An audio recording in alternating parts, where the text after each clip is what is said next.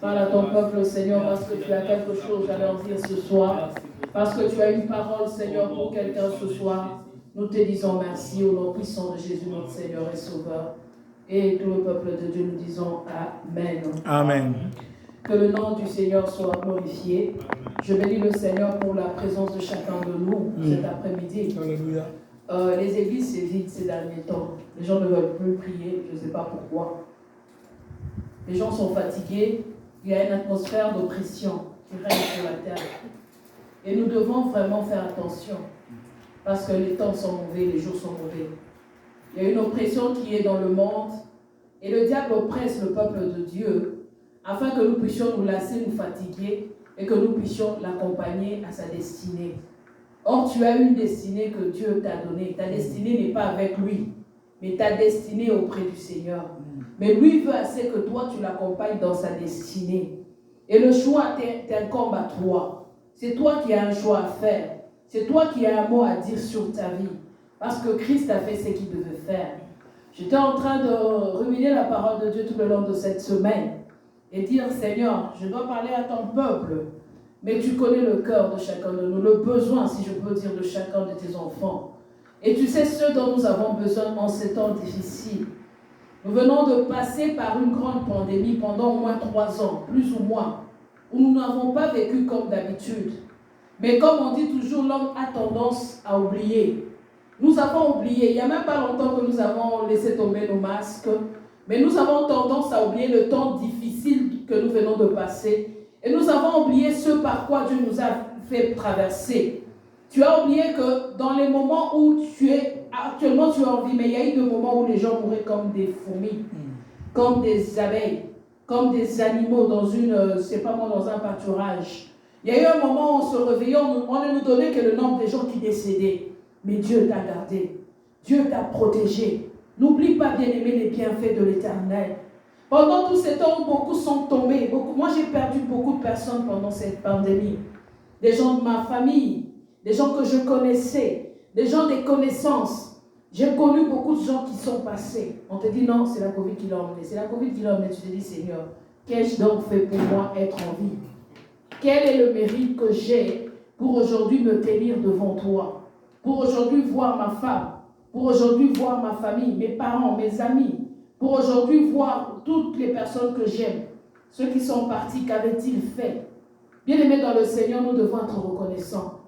Ce n'est pas ça le message de ce soir.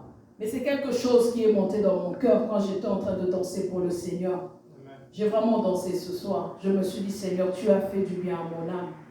Tu m'as gardé pendant cette pandémie. Bien-aimés, on était rendus comme des robots avec des trucs sur le front. Tu sentais que tu ne pouvais pas. Nous avons quitté la pandémie. Maintenant, nous sommes dans une autre étape. Nous sommes dans la crise. Nous sommes en train de traverser une inflation pas possible. Mais le Seigneur te dit que même pendant cette inflation, il sera toujours avec toi. Moi, je vous dis que le carburant que j'utilise par mois pour aller au travail, d'habitude, ça me coûtait $300. 150$. Max. Si je n'abuse, je vais me promener ou quoi là. Et même le temps où on venait ici à l'église 3 fois par semaine. En tout cas, le maximum par mois, c'était $150. Mais je suis rendu à plus ou moins $400. $400 de carburant par mois. Et puis j'ai dit à mon boss, je ne suis plus capable. Je pense que je vais lâcher le travail. Et Dieu merci me dit non. Je vais suppléer ce que tu ajoutes. Et je bénis le Seigneur à cause de cela. Parce que la vie est devenue tellement difficile. Et ce n'est que le commencement. Nous allons passer de moments très difficiles. Mais nous devons nous accrocher à Dieu. Nous devons nous attacher au Seigneur. Nous devons croire que c'est lui qui, dans le désert que le monde va passer, sera ton oasis de paix. C'est lui qui sera l'eau dans ce désert. Bien-aimé, tu verras des gens tomber, des gens faire la dépression à cause de cette crise. Mais le Seigneur te gardera. Amen, amen. Amen. Aujourd'hui, j'ai un message que beaucoup de gens n'aiment pas. J'étais en train de dire, Seigneur, de quoi je veux parler? De quoi je veux parler? Et ça me dit, qu'est-ce que vous êtes en train de parler actuellement dans votre assemblée? J'ai dit, nous parlons de la sanctification. Et le Seigneur me dit, va jusqu'à la fin de ta phrase. J'ai dit, la sanctification sans laquelle personne ne verra Dieu. Bien-aimé, je veux te dire une chose, avant de faire la lecture de ce soir. il y a juste deux chemins. Il n'y en a pas trois. Il n'y avait pas une troisième voie, il y a deux. Soit tu vas au ciel, soit tu vas en enfer. Aujourd'hui, le Seigneur me dit, ne leur parle pas du ciel, parle-leur de l'enfer. Parce que l'enfer existe. Parce que c'est un lieu qui existe. Et tu as maintenant la possibilité de prendre la décision de savoir où tu veux finir ta vie, où tu vas passer ton éternité. Ce n'est pas une histoire. Ce n'est pas un mythe. Si le Seigneur en a parlé, c'est que c'est vrai. Si Christ a parlé de l'enfer, c'est que c'est vrai. C'est un endroit qui existe. Et actuellement, c'est un endroit de détresse, un endroit mauvais. Un endroit qui a été créé non pas pour l'homme, comme je l'ai dit tantôt, mais pour le diable, pour Lucifer, pour l'ennemi, ton ennemi à toi qui t'accuse tous les jours. Pourquoi on l'appelle l'accusateur de ça? Il t'accuse parce qu'il ne veut pas aller seul. Il veut que toi, il te tienne par la main, il t'accompagne jusque là-bas. Parce qu'il sait qu'il passera l'éternité en enfer. C'est pourquoi il ne veut pas y aller tout seul. Il veut avoir des voisins, de voisines. Maintenant, tu as le choix de savoir, est-ce que je veux passer mon éternité avec ce voisin-là, ou je veux passer mon éternité avec Christ? Maintenant, tant que tu as le souffle de vie, tu as le temps de faire un choix. Tu as le temps de choisir. Tu as le temps, le Seigneur a dit, il met deux voies devant toi. C'est à toi de choisir. Et le choix, c'est toi qui le fais, par les décisions que tu prends maintenant dans ta vie. Même sur la terre, les choix que nous avons faits quand nous étions enfants nous atteignent aujourd'hui. Les choix de vie que tu as faits t'atteignent aujourd'hui. A fortiori, le choix que tu fais sur la terre, bien aimé, tu n'y échapperas pas. C'est qu'un homme a conçu, c'est ce qu'il vivra. Un arbre, quand on prend des manguiers, on met le truc. Un manguier ne produit que des mangues. Un pommier ne produit que des pommes. Jamais tu ne verras un pommier produire des mandarines ou produire des pêches. Non, ça ne se fait pas.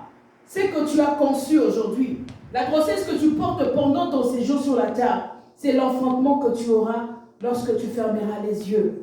Bien aimé, en un laps de temps, les gens qui sont partis et qui sont revenus nous ont dit une chose. C'est comme si tu fermes les yeux et tu ouvres les yeux. Et tu te retrouves dans l'éternité. Mais si tu as fait des mauvais choix, si tu n'as pas bien fait choisir, si tu n'as pas bien ciblé ton choix, bien aimé, il n'y a pas une troisième issue. Ne suis pas les gens qui te disent non, tu vas dormir, c'est fini. Non, l'âme n'a pas de repos. C'est ton corps qui se reposera. Quand on dit repose en paix, on ne garantit pas le repos de ton âme.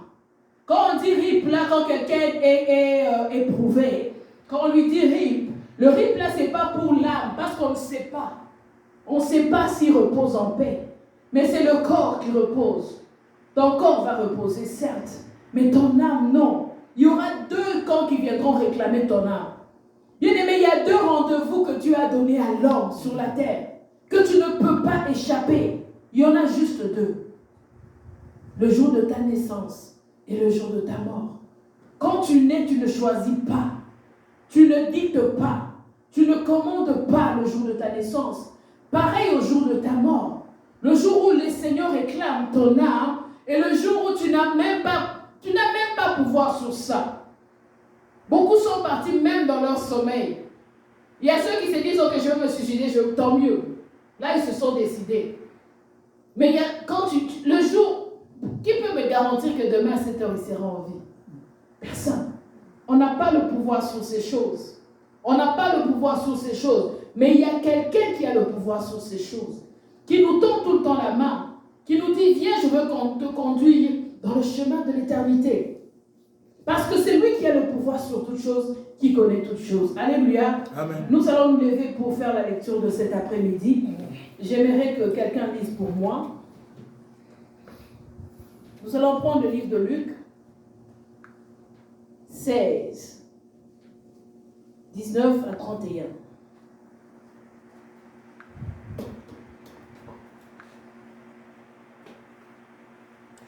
Il y avait un homme riche qui était vêtu de pourpre et de fin lin et qui chaque jour menait joyeusement et brillante vie. Un pauvre nommé Lazare était couché à sa porte, couvert d'ulcères, et désirait de se rassasier des miettes qui tombaient de la table du riche. Et même les chiens venaient encore lécher ses ulcères. Le pauvre moulu, il fut porté par les anges dans le sein d'Abraham. Le riche mourut aussi et il fut enseveli dans le séjour des morts. Il leva les yeux et tandis qu'il était en proie au tourment, il vit de loin Abraham et Lazare dans son sein. Il s'écria, Père Abraham, aie pitié de moi. Envoie-moi Lazare pour qu'il trempe le bout de son doigt dans l'eau et me rafraîchisse la langue, car je souffre cruellement dans cette flamme. Abraham répondit, mon enfant, souviens-toi que tu as reçu tes biens pendant ta vie et que Lazare a eu les maux pendant la sienne. Maintenant, il est ici, consolé, et toi, tu souffres. D'ailleurs, il y a entre nous et vous un grand abîme, afin que ceux qui voudraient passer d'ici vers vous ou de là vers nous ne puissent le faire. Le riche dit, je te prie donc, Père Abraham, d'envoyer Lazare dans la maison de mon père, car j'ai 5 frères.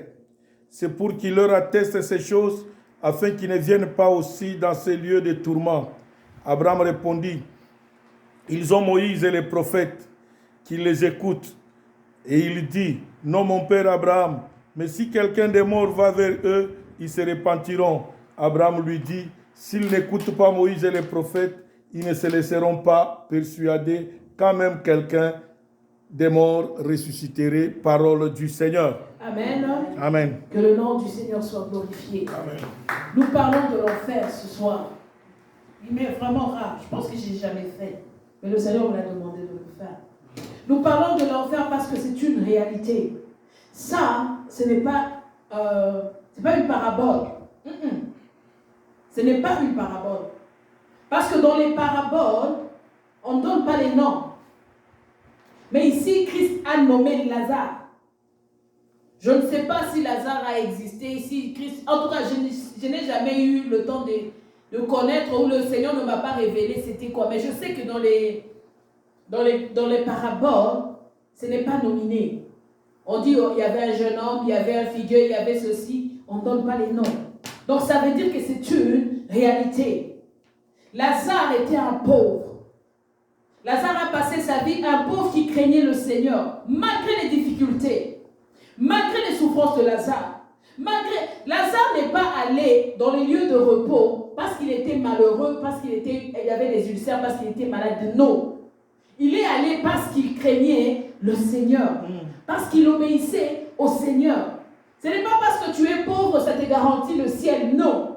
Ce qui te garantit le ciel, c'est le fait d'avoir reçu Christ dans ton cœur comme Seigneur, ou d'avoir reçu Christ Seigneur et Sauveur, de l'avoir fait le Seigneur de ta vie et le Sauveur de ta vie. C'est ce qui garantit le ciel. Il n'y a pas de gymnastique. Il n'y a pas de... Bien-aimé, le jour où tu reçois, tu dis Seigneur, je te reçois dans mon cœur comme mon Seigneur et Sauveur personnel. Le jour-là, ton nom a été inscrit dans les livres de la vie. Il y a 2 livres. Le livre de vie et le livre de souvenirs. Il y a un livre où tout ce que tu as fait sur la terre est écrit. Mais il y a un livre où ton nom est écrit comme étant sauvé. Et le Seigneur, si ton nom est écrit comme étant sauvé, le Seigneur nous dit, il faut maintenant travailler sérieusement pour ton salut. Tu l'as, mais il faut travailler sérieusement sur ça. Parce qu'il y a quelqu'un qui ne veut pas que tu aies ce salut. Il y a quelqu'un qui, bien aimé, je vous ai dit que l'enfer a été fait pour le diable. Et l'espace de l'enfer ne continue à s'élargir parce qu'il y a de plus en plus de candidats. Moi, je suis venue ici au Québec, je disais ça même l'autre fois à mes enfants. Quand je sors de la ville, je suis sur le pont Victoria, je regarde Montréal. Il y a une dizaine d'années, le Montréal que je vois aujourd'hui n'est plus le même. Il y a tellement de buildings qu'on a bâtis. Tu ne reconnais pas la ville que tu as connue il y a 10 ans. Ils ont tellement construit, c'est pareil avec l'enfer. Plus il y a des candidats, plus ça s'élargit. Donc c'est à toi de dire, mon adresse à moi, je ne veux pas être voisin de ce monsieur. Parce que ce monsieur-là m'amène avec lui, ce n'est pas parce qu'il t'aime. Le diable n'aime personne. En lui, il n'y a pas une once d'amitié. En lui, il n'y a pas une once d'amour. En lui, il n'y a pas une once de miséricorde ni de pardon. Bien-aimé, je te conjure jusqu'aujourd'hui, l'homme riche ici est en train d'attendre la goutte d'eau qu'il demandait à Abraham. Il l'attend jusqu'à date. Parce que le Seigneur a dit, il n'y a pas de lien entre vous là-bas et nous. Entre les lieux de repos et les lieux du tourment, il n'y a pas de lien. Ça veut dire que cet homme, je me suis dit, Seigneur, cet homme jusqu'à date attend toujours sa goutte d'eau. Bien-aimé, tu as le choix tant que tu es en vie. Tu as le choix tant que tu respires. Bien-aimé, cet homme riche ne savait pas que c'était son dernier jour. Qu'est-ce que la Bible nous dit? La parole de Dieu nous dit, il y avait un homme riche qui était vêtu de pourpre et de fin lin, et qui chaque jour menait joyeusement menait joyeuse et brillante vie. Je pense que ce jour-là, il avait un festin, il avait ses amis, il est parti à son travail. On lui a dit, monsieur, dans ton compte, il y a 1 million. Il avait la paix dans son esprit, il avait des maisons, il avait tout ce qu'il voulait. Pour lui, il savait que c'était tout. Mais il ne craignait pas Dieu. N'envie pas bien-aimé dans le Seigneur. N'envie personne sur la terre. Moi, j'ai dit toujours, ce que Dieu t'a donné, dis merci. Ce qu'il ne t'a pas donné, dis merci. Ne va pas chercher au-delà de ce que Dieu a mis sur ta voie. Parce que tu risques de vendre ton âme comme Ésaü à cause de la nourriture, à cause d'une maison, il y a ceux qui vendent leur âme même à cause des sacs à main, à cause même des chaussures, à cause de je vais être habillé comme X, je vais paraître comme Y. Tu vends l'âme, le prix d'une âme. Connaissez-vous le prix d'une âme? La parole de Dieu me dit, Dieu a tant aimé le monde qu'il a donné son Fils unique. C'est ça le prix d'une âme. Il a donné sa vie. C'est ça le prix d'une âme. Et toi, tu vends ton âme en cause d'un sac à main qui va s'user après 10 ans. Tu vends ton âme en cause d'une voiture qui peut être accidentée et déclassée en une journée. Tu vends ton âme, mais Dieu a donné sa vie. Il a fait un marchandage. Je pense qu'on lui avait proposé pour dire non, donne ça. Il a dit non, je veux me donner moi-même. Pour qu'il n'y ait plus. Donc il a mis la barre haute. La plus haute barre qui était, c'est la vie d'une personne. Il l'a donné, il l'a payé. Et toi, tu joues avec ta vie. Tu joues avec ton salut. Tu joues avec l'éternité. On ne joue pas avec l'éternité. On peut blaguer avec tout ce qu'on veut. Je dis toujours à mon mari, les choses les plus sérieuses sur la terre, ce sont les choses de Dieu. Tu ne peux pas jouer avec les choses de Dieu. Parce qu'il n'y a pas d'autre option. Avec Dieu, il n'y a pas d'autre option. Après la mort, il n'y a pas d'autre option. Après la mort vient quoi? Le jugement. Il n'y a pas d'autre option. Il n'y a pas, moi je vais payer, je vais partir là-bas, moi je sais parler, je vais négocier. Il n'y a pas de négociation. La négociation s'est faite maintenant sur la terre. Maintenant, c'est quand tu vas négocier avec Dieu. Qu'est-ce que tu fais de ton temps? Tu préfères rester à la maison pour faire quoi? Tu préfères ne pas prier, ne pas aller dans sa présence pour faire quoi? Nous ne passons, nous ne faisons que passer. Quand je regarde la vie de mes parents, quand tu es un enfant, tu penses que tes parents sont éternels. Tu dis cela, non, ils seront toujours là. Non, ils seront toujours là. Mais le jour où ils partent, tu te rends compte que non, la vie est sérieuse. Et que les gens partent. Tant que tu n'as pas perdu un être cher, tu ne sauras pas qu'il y a des gens qui partent, mais les gens partent. Ils partent où? Pose-toi la question. La parole de Dieu te dit, il y a juste 2 voies. Tu choisis l'éternité avec le Seigneur ou tu choisis l'éternité avec le diable. Je ne vais pas marcher mes mots ce soir. Tu te conduis mal, tu iras en enfer. Quand tu expires, bien aimé, il n'y a pas d'issue. La parole de Dieu est claire là-dessus. Le Seigneur n'a pas mâché ses mots. Il a dit, Lazare, le riche a dit, Père Abraham, est-ce que tu peux envoyer quelqu'un qui va dire à mes frères de vivre? Moi, je ne veux, moi là, c'est fini déjà. Qu'il leur prépare pour qu'ils aient une bonne vie. Et qu'est-ce qu'Abraham lui a dit? Ils ont les prophètes. Ils ont les prophètes. Aujourd'hui, on a la parole de Dieu sur Internet. On a la parole. Quand tu ouvres, tu vas voir, il y a toujours quelqu'un qui lance un message. Tu ne peux pas dire que je n'avais pas vu. Tu ne peux pas dire que je n'avais pas lu. Tu ne peux pas dire que non, moi là, je n'ai pas. Non. Moi, là, j'ai une application, là, j'ai mis une Bible là. C'est une Bible que j'aimais, je ne savais pas que c'était comme ça. Même quand je suis au travail, ça fait une gang comme à l'église catholique. Gang, gang. Donc, ça sonne. Tu n'as pas le choix de jeter un coup d'œil et de lire. Tu n'as pas le choix. Donc, tu ne diras pas que non, moi. Bien aimé, cet homme riche n'a pas accusé quelqu'un. Aujourd'hui, les gens te disent que moi, je ne veux plus aller à l'église parce que les hommes de Dieu sont des farceurs. Tu rendras compte de ce que tu auras fait. Tu ne rendras pas compte de ce que ton pasteur fait. Tu ne rendras pas compte de ce que les chantres font.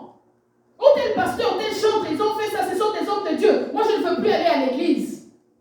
Est-ce que c'est ces hommes-là qui ont payé, qui ont donné leur vie?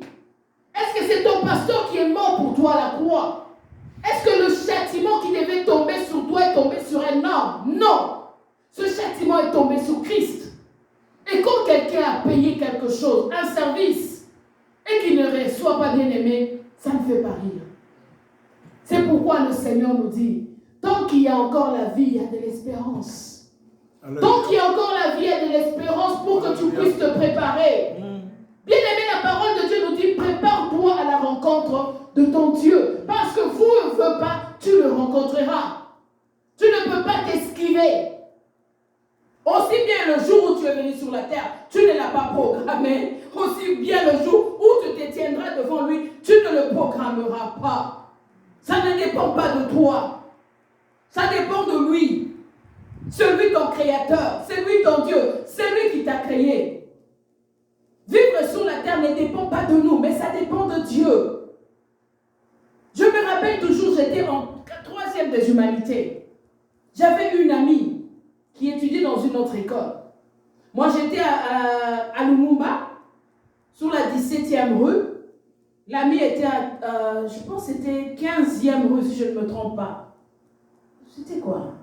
Il y avait une école nouvelle qui portait vert blanc, je ne sais plus comment ça s'appelait. UNP, quelque chose comme ça. Et mon amie venait c'est la 18e rue, elle venait jusqu'à la 17e, me chercher, je l'attendais toujours, et on rentrait ensemble parce qu'on était voisins. Et un jour, elle me dit, non, tu sais quand on grandissait, on avait des amis qui se disaient, non, je suis ta Karine, des choses comme ça. Il m'a dit, j'ai une amie qui t'a vu,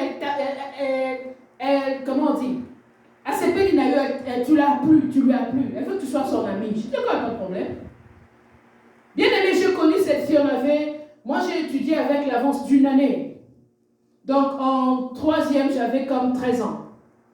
13 ans d'âge.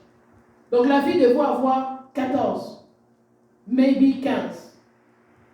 Je connais cette fille comme lundi. Puis l'autre lundi, je vois mon ami qui vient, qui me dit, non, tu sais que la fille est morte. J'étais traumatisée. Deux fois quand je suis seule en train de méditer, je dis, Seigneur, cette fille est partie il y a une trentaine d'années. Qu'est-ce qu'elle avait fait? Elle n'a pas eu le temps de vivre. Qu'est-ce que moi j'ai de plus qu'elle? Pourquoi elle est partie? Mais tout ça ne dépendait pas d'elle, ni de moi. Même quand tu te réveilles le matin, bien aimé, je veux t'amener à voir que ça ne dépend pas de toi. Ça dépend de Dieu. Et quelqu'un qui a payé, je vous dis, imagine tu payes, tu vas à l'hôtel, tu payes. Et tu arrives à l'hôtel, on te dit, il n'y a pas de chambre, il n'y a rien. On te sac dehors, on te dit, va-t'en. Imagine la colère que tu auras. Dieu a payé pour que toi tu aies la vie. Dieu a payé pour que toi tu puisses rentrer dans l'éternité. Parce qu'on nous dit que Jésus ne veut monter. Aujourd'hui, on célèbre l'Ascension, je pense. C'est la semaine de l'Ascension. Selon le calendrier, chez les catholiques, c'est l'Ascension. Parce qu'on nous dit qu'après 40 jours, Christ est monté. C'est l'Ascension cette semaine. Pourquoi Christ est monté? Il a dit, je m'en vais au Père pour vous préparer une place. Il va te préparer une place. Mais toi, tu dis, non, cette place-là, moi, je ne la veux pas.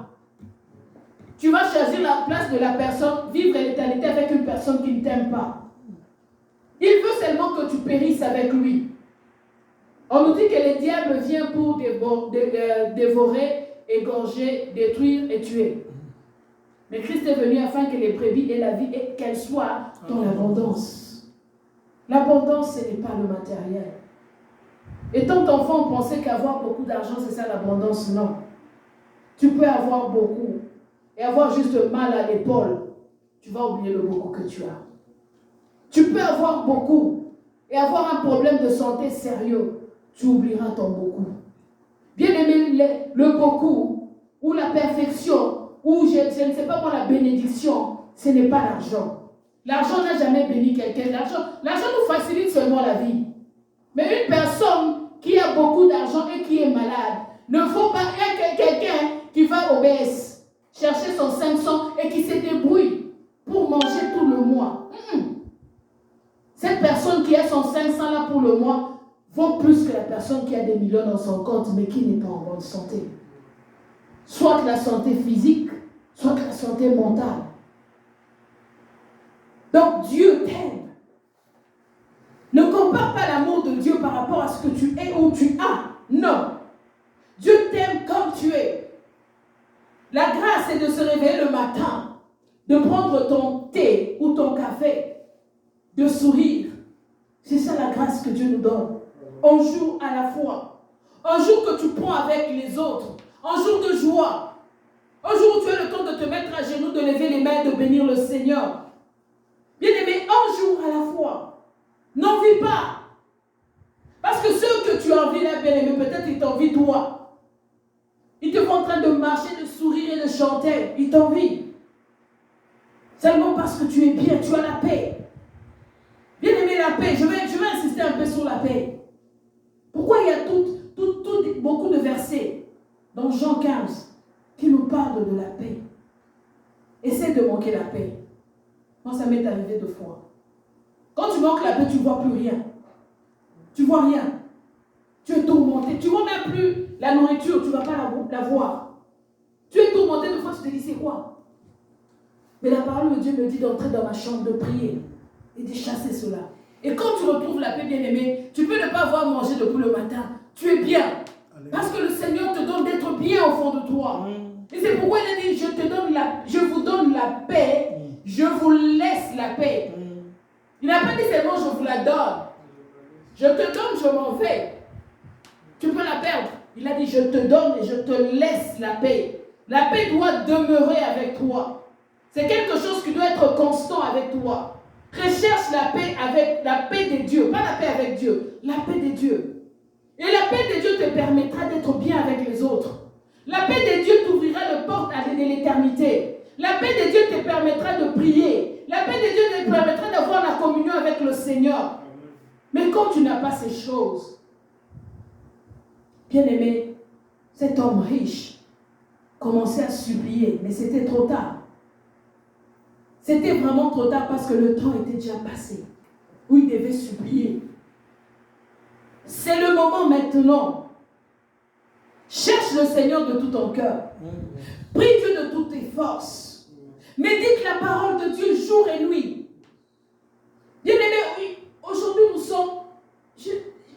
Deux fois tu passes, tu vois quelqu'un qui traverse avec son téléphone. Je dis, celui-là, ils sont même. Il ne dit même pas qu'on peut le cogner. Qu'est-ce qui te garantit que la personne qui est au volant est saine d'esprit? Mais les téléphones ont pris les gens la tête. Quelqu'un qui traverse. Des fois, je m'arrête dans mon auto, je m'arrête. Je dis, c'est quoi ça? Tu vois les gens qui traversent comme ça. J'ai vu un papa, un jeune papa, avec son bébé. Le bébé était tout petit. Petit. Dans une poussette. Il poussait le bébé. Il traversait. Avec les téléphones.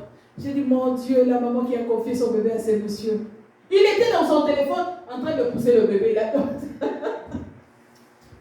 Pour vous dire que le diable nous a pris, il a pris le temps de l'homme. Si tu n'as même plus le temps de prendre la sécurité de ta propre vie, parce que ton téléphone t'a pris, c'est grave. Tu n'as plus le temps de pousser ton petit bébé, la sécurité d'un petit bébé. Je pense que ce bébé-là n'avait pas un mois. Il était tout petit. Puis le gars était là avec son téléphone. Il traversait. Et c'était un croisement. Je dis, il y a toujours des fous qui conduisent. Il y a des gens qui conduisent sous l'effet, je ne sais pas moi de quoi. Mais ce monsieur était tellement sûr de son téléphone, c'est comme si c'était le téléphone qui conduisait le bébé. Bien-aimé, rachetons le temps car les jours sans mauvais. Nous ne connaissons ni le jour ni l'heure. Christ a dit, quand il était en train de monter, le jour de l'ascension, on nous dit il y a 2 anges qui étaient à côté, qui ont dit aux disciples, de la même façon que vous l'avez vu monter, de la même façon vous le reverrez descendre. De la même façon vous l'avez vu monter. S'il est monté, qu'est-ce qu'il est parti faire? Il est parti s'asseoir à la droite de Dieu pour prier pour toi et moi. L'enfer, ce n'est pas une mythologie grecque. Ce n'est pas une mythologie égyptienne. C'est une réalité.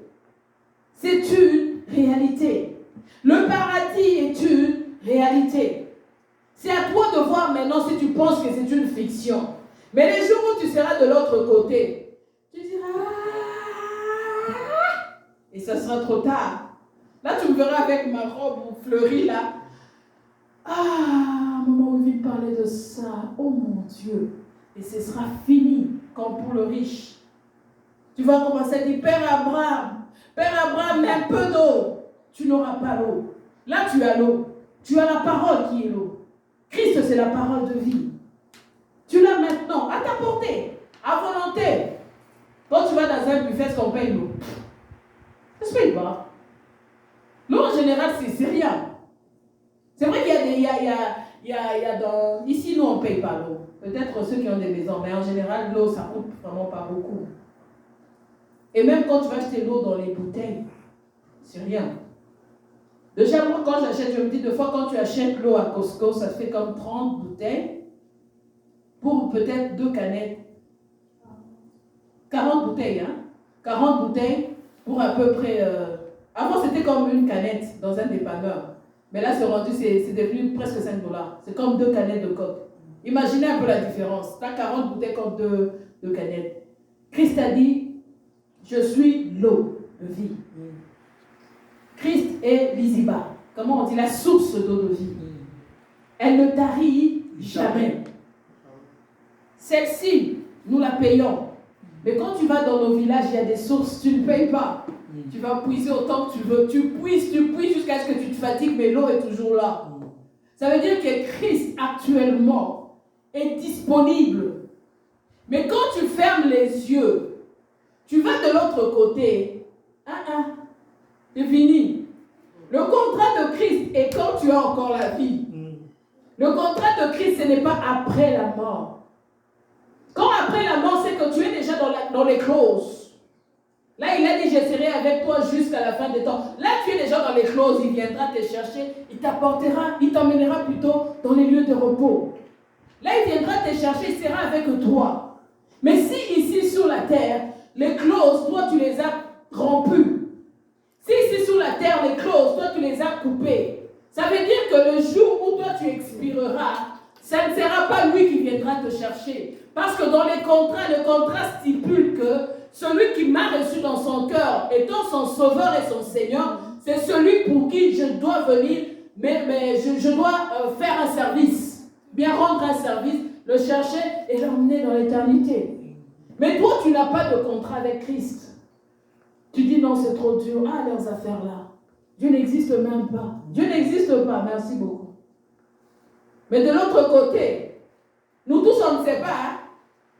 Qui sait ce qui se passe de l'autre côté? Personne. On ne sait pas. On ne sait pas comment ça se fait. Est-ce que c'est pareil pour tout le monde? Est-ce que chacun a sa façon dont Dieu vient? On ne sait pas. La seule chose qu'on sait, c'est qu'il nous a dit, moi je serai avec vous tous les jours jusqu'à la fin des temps. Ça veut dire que moi je n'ai pas peur de mourir. Le seul souci, je me dis, Seigneur, donne-moi juste le temps d'élever mes enfants qui grandissent. Mais partir ne me dit absolument rien. Je me dis, les jours où je vais fermer les yeux, je le verrai enfin face à face. Ce sera le jour où le Dieu que j'ai servi depuis que j'avais 15 ans. Ce sera le jour où je le verrai face à face. Je dirai, enfin, puis il me tiendra par sa main, puis il me conduira vers le Père, puis il me fera asseoir, puis il me dira, voilà ta maison. Parce que je l'ai bâtie, je sais. Et il faut bâtir ta maison bien-aimée. Il faut mettre chaque brique chaque jour de ta vie. Tu t'es bâti des maisons sur la terre. Tu t'es construit des villas sur la terre. Bien aimé, ces choses resteront. Et les gens que tu ne connais même pas habiteront dans les maisons que toi tu as construites. Nous avions une maison jadis à Massina. Des fois, on en parle avec mon frère. On s'est dit, qui habite dans notre maison? On l'a vendu. Qui habite dans notre maison? C'est ça la vie sur la terre. Des gens viendront habiter dans ta maison que tu ne connais pas. Tu as fait ça pour construire. Tu t'es soufflé pour construire. Les enfants que tu vas laisser nous, regarder les parents sont la vendu. Il y avait des raisons, mais ça a été vendu. Mais je te donne l'effort que ma mère a fait pour avoir sa maison. Elle est partie, elle a laissé. Les jours même où tu meurs, on te pleure même en dehors de ta maison, on dit c'est plus ta maison, lui on va la pleurer. On commence à te donner une nouvelle adresse. Ce n'est pas chez toi. Tu as construit ta maison, c'est ta maison. Mais les hommes disent non, c'est fini. On ne va même pas te ramener. Il y a des gens qui ont fait des crises, qui sont partis de leur maison, qui ne sont plus jamais revenus. J'ai ma voisine de gauche. Elle est décédée pendant cet hiver. Cette femme n'aimait pas le Seigneur. On lui parlait du Seigneur. C'est une femme riche. Elle fumait, elle buvait. Ce n'était pas ses problèmes. Elle te disait toujours non aux histoires. On a fait notre part. On lui a parlé de Christ. Mais en hiver, on l'a trouvée morte. Pendant 2 jours, personne ne savait. Elle était malade. Et le jour où la police est venue, l'ambulance est venue, on l'a pris, on est parti avec elle. 2 fois quand j'entre, c'est vraiment ma voisine, hein? 2 fois quand je rentre, je m'arrête toujours. Je dis, Seigneur, pourquoi elle a refusé? Et quand elle est partie, à date, pendant le printemps, bien aimé, il fallait voir sa cour. Elle a rangé. Là, quand je regarde sa cour, il y a des herbes, c'est mort. Je dis, Seigneur, à quoi bon perdre son âme pour ça? Des choses, le jour où elle est partie, c'est fini. Elle n'est plus revenue. Elle est incinérée, je ne sais pas, moi, on a mis ses cendres, je ne sais même pas. C'est pour nous dire, bien aimés, nous devons prendre les choses de Dieu au sérieux. Il n'y a pas plus sérieux que les choses de Dieu. Tu peux penser que rester chez toi zappé, c'est bien. Mais bien aimé, la vie spirituelle est un combat.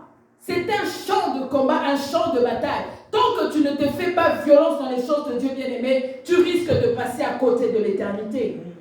Tant que tu ne fais pas violence à ton corps. Je suivais un homme qui témoignait. Il était dans l'occultisme. Il dit, quand j'ai quitté mon corps pour aller opérer et faire du mal, je regardais ce corps-là, mon corps. Il dit, c'est tellement laid. Il dit, et j'ai compris une chose, quand la parole de Dieu dit que tu as été tiré de la poussière, de la boue. Il dit, c'est de la boue. Quand tu regardes, tu sors de ton vie, il dit, c'est de la boue comparé à ton corps céleste. Il dit, tu n'as même plus le goût de revenir. Combien de fois des personnes sont parties et revenues et te disent que je ne voulais même plus revenir. Bien aimé, pourquoi nous nous attachons et nous nous tuons pour une chose dans laquelle quand tu seras parti, tu te diras, je ne veux plus revenir dedans. Ce corps est trompeur. C'est de la boue. Vraiment de la boue. Et Christ t'a créé non pas pour que tu restes dans la boue. Il nous dit, il nous a rachetés. Il nous a pris, il nous a fait asseoir avec lui dans les lieux célestes. Ce corps ne va pas dans les lieux célestes. Mais si tu passes toute ta vie à prendre juste soin de ce corps bien-aimé, tu es perdant. Ce corps te dira, dors, ne prie pas. Ce corps te dira, mange, ne jeûne pas. Ce corps te dira, dors, ne médite pas. Ne lis pas, regarde la télé, regarde un bon film. Ce corps te dira, tu perds ton temps à prier. Ne prie pas. Il y a intercession, ne te connecte même pas. Ne va pas à ces choses bêtes-là. Mais ce qui est plus bête, c'est toi, bien-aimé, parce que ce corps passera. Ce corps brûlera. Ce corps, c'est de la poussière. Si tu vas dans les tombeaux, bien-aimés, des tombeaux partout, tu vas, bien-aimé, tu vas, on ouvre, on dit aujourd'hui, on va faire l'ouverture des tombeaux, tu vas trouver de la poussière. Partout. C'est de la poussière. C'est de la poussière. Mais nous luttons pour ça. Bien aimé, l'enfer existe. Christ en a parlé. Il y a beaucoup d'endroits où, bien aimé, dans la parole de Dieu, où l'on nous parle de l'enfer. Je peux prendre un exemple dans Deutéronome 32, 23.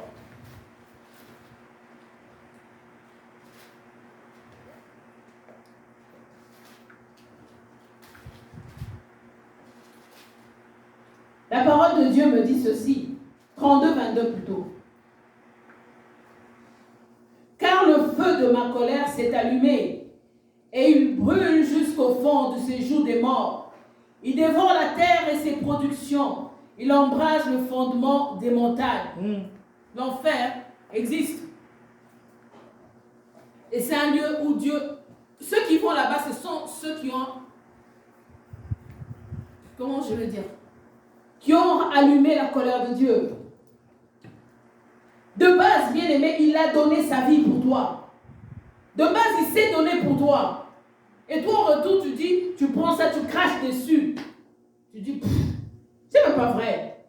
C'est même pas fait, il n'existe même pas. Imaginez-vous. Et cet enfer, il l'a créé non pas pour toi. Parce qu'il savait qu'en te donnant la vie, tu choisirais la vie. Demande au Seigneur un jour, prie le Seigneur avant de dormir. Dis, Seigneur, montre-moi l'enfer. Tu dis, ma soeur Wivine était en train de parler pendant 1 heure de l'enfer. Est-ce que c'est vrai ce qu'elle disait? Seigneur, montre-moi si ça existe réellement. Dors.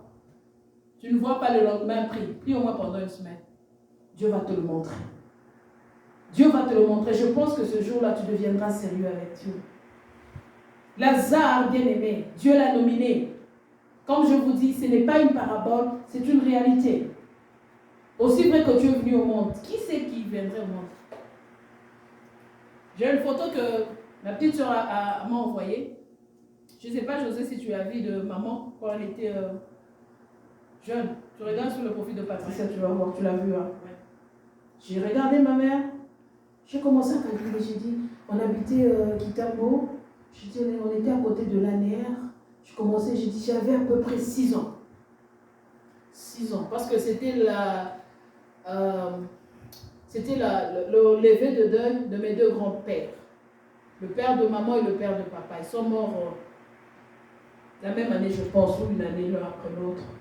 J'ai dit, c'était en 70, j'avais à peu près 6 ans. Mais je me rappelle presque de rien. Je me rappelle, c'est des bouts dont je me rappelle. Regardez comment la vie passe.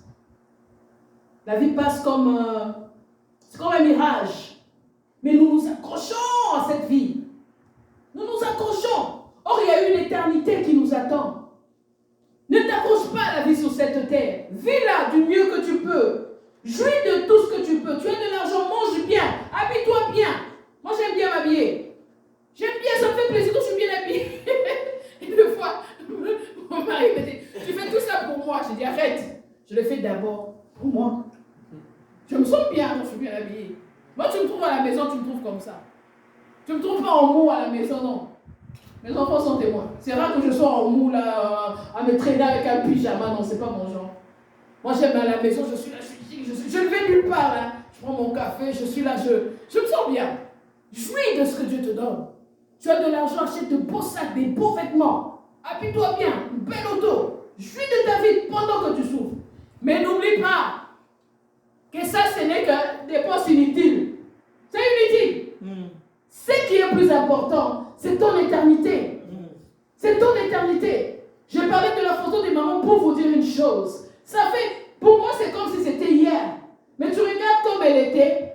Elle ressemble beaucoup à Daniela. J'ai regardé, j'ai dit, elle ressemble à sa grand-mère. Elle était mince. J'ai dit, ah mon Dieu, la vie est bête, hein. C'est vraiment bizarre, la vie. Et c'est effacé, c'est fini. Ça reste, on est même en train de chercher ces jours-là dans les souvenirs pour voir l'inutilité de ce pourquoi nous nous battons. Bats-toi pour ton éternité. Bats-toi pour prier. Bats-toi pour jeûner. Bats-toi pour méditer. Fais un effort. Beaucoup d'entre nous ont travaillé dur pour être ici. Il n'y a aucune raison de ne pas venir dans la maison de Dieu. Il n'y a aucune raison de ne pas te mettre à genoux même pendant 30 minutes la nuit pour prier. Il n'y en a pas. Parce que c'est un investissement éternel. C'est un investissement bien aimé où personne parce qu'il y a ça, on prend un peu. Non, non, non, non, non, non, non. C'est pour toi, si tu investis pour l'éternité. Et tu n'investis pas par tes genoux. Tu as de l'argent pour l'œuvre de Dieu. Donne pour l'œuvre de Dieu. Ne te retiens pas. Tu veux bénir les hommes de Dieu, l'œuvre de Dieu, bénis-les.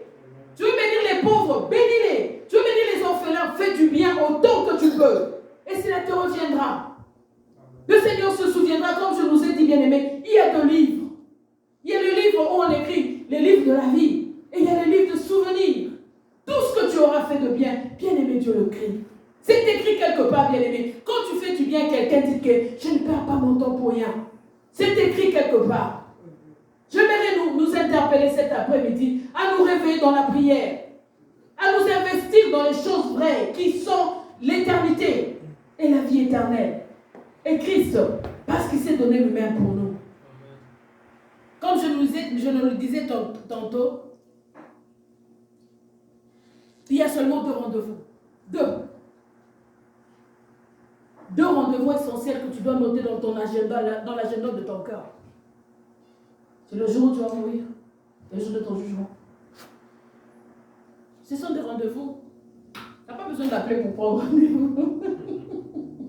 Allô? Yes. Bonjour, j'appelle parce que je voudrais prendre rendez-vous pour le jour de ma mort. Never. Allô, j'appelle pour mon jugement pour l'éternité. Ah, mais on a pris pour toi. Alléluia. Amen. Il y a quelqu'un qui s'est chargé de prendre ce rendez-vous pour toi. Et c'est un rendez-vous qu'on ne rate pas. Tu peux rater le rendez-vous avec ton dentiste, avec ton médecin, avec ton avocat. Je ne sais pas moi, avec ton comptable. Tu vas le rattraper. Tu vas dire, ah, excusez-moi, je n'avais pas le temps, j'étais mal prise, ou ça. Est-ce qu'on peut le faire une autre fois? Mais les jours où on vient te chercher, il y a Dieu avec des tiens, il te dit, lève-toi, on part.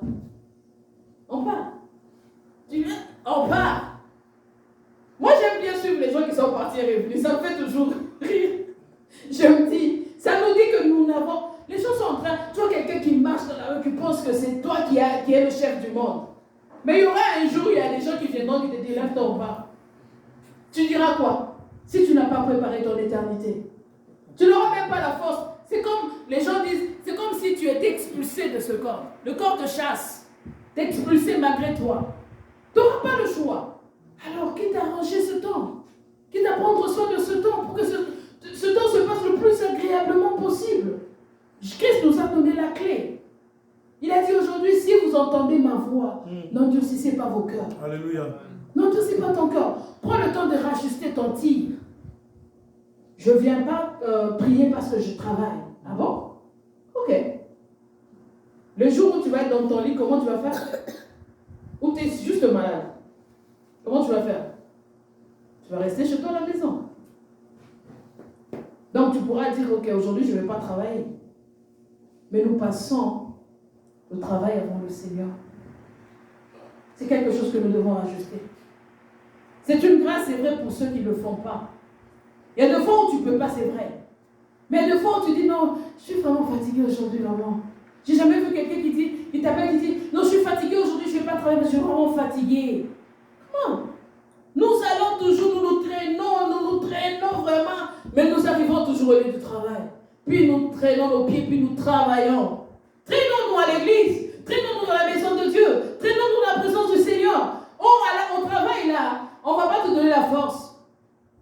Oh, le Seigneur nous dit, la joie de l'Éternel, c'est ma force. Tu es fatigué. Moi, je travaille chaque fin de semaine, je travaille double. Parce que je ne veux pas travailler dimanche.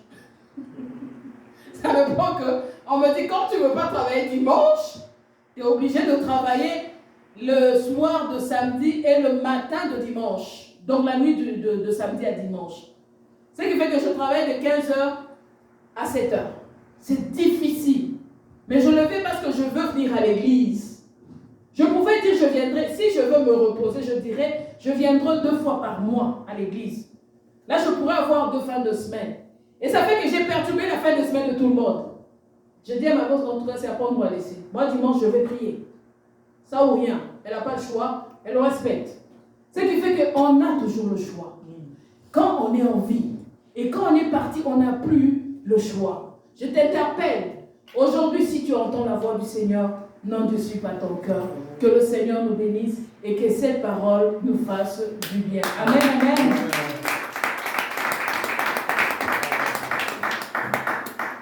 Nous allons remercier le Seigneur pour sa parole. Gloire au Seigneur. Nous allons dire au Seigneur, Seigneur, aide-nous à savoir compter les jours. Gloire à Dieu, gloire. Aide-nous à faire un bon choix. Aide-nous, Seigneur, à pouvoir, oh Dieu Tout-Puissant, nous préparer pour l'éternité. Merci, Seigneur. Aide-nous à pouvoir faire un choix pour l'éternité.